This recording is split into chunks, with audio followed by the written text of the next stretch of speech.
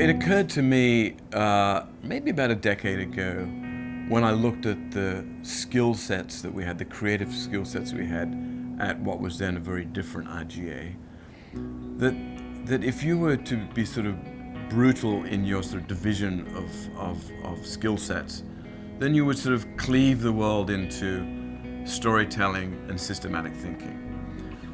The important point about that is not just that these two ways of thinking exist, but also to recognize that they're both creative ways of thinking. So if you're from Madison Avenue, then over the last 50 years, what has been considered creative is storytelling, because the mediums that we've used are sort of narrative mediums.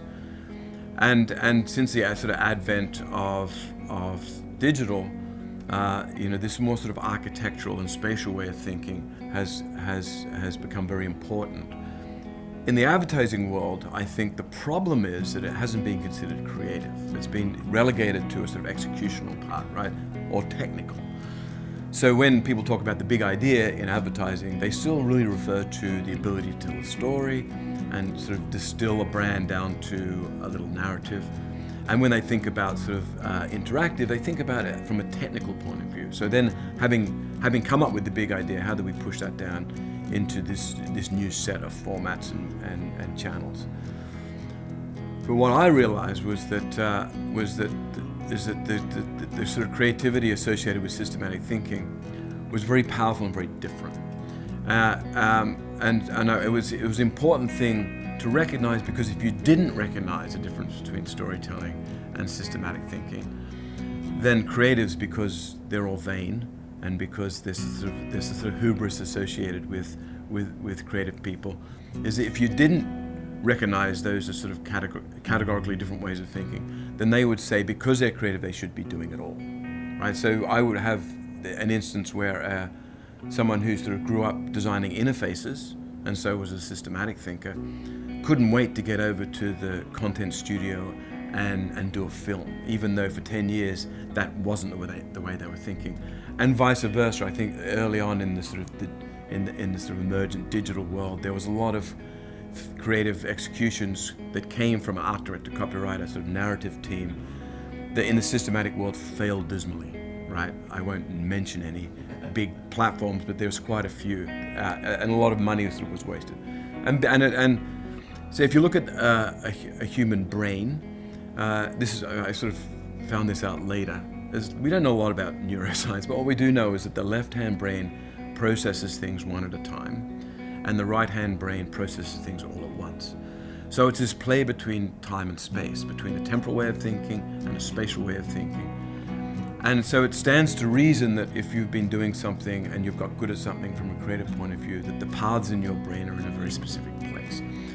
So for me, that explains why it's very difficult for a narrative thinker to connect and design sort of systematic sort of work, and vice versa. It's because they're in a habit. So for us at RGA, at least, we think that the sort of atomic team is not an art director and copywriter. It's a storyteller and a systematic thinker.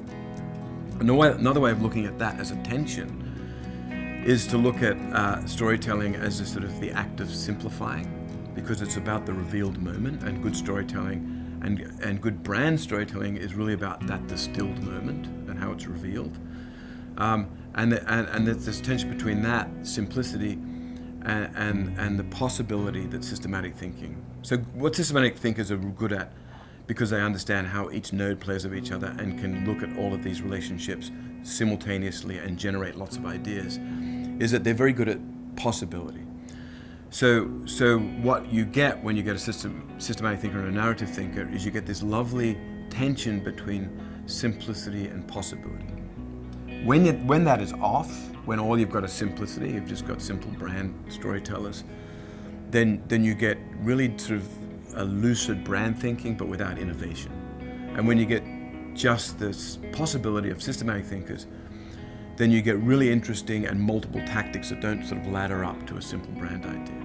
So that's how I can tell whether we have the balance right or not, whether things are simple but not innovative, or innovative but not lucid. So that balance becomes very important at play. And it doesn't mean that underneath that organizing principle we have all sorts of different combinations, art directors and copywriters, data scientists and strategists, and we have all sorts of other combinations. But that's the sort of balance we're trying to achieve between storytelling and systematic thinking.